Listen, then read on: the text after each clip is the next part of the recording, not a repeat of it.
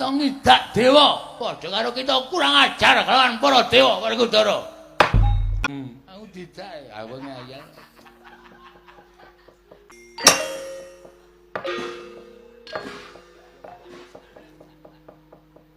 Pukulan raja. Ayo. Berkencang bang kali jodhe sapa sing gawe? Kresna. Inggih pukulun. Lut-lut. Lut-lutipun sinten? Lut-lutmu.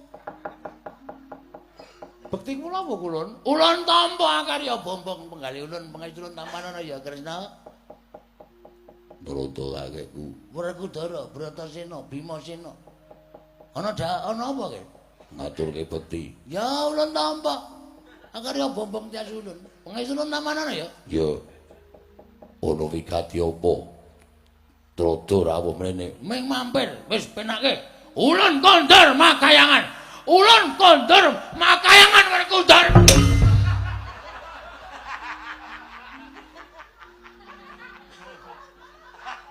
Yo sambato. Werkudara, kita kurang ajar.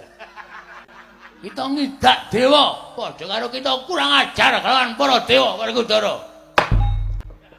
Wis.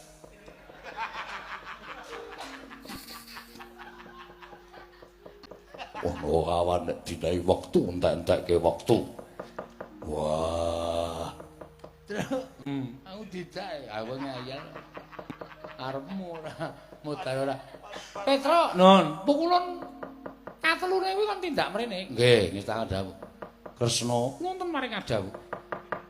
Ulun ngaturke panuwun. Kula nyuwunaken pangapunten para panakawan. Iya, Kresna ulun kundur Makayangan. Inggih pukulun sembah kula ing nderek.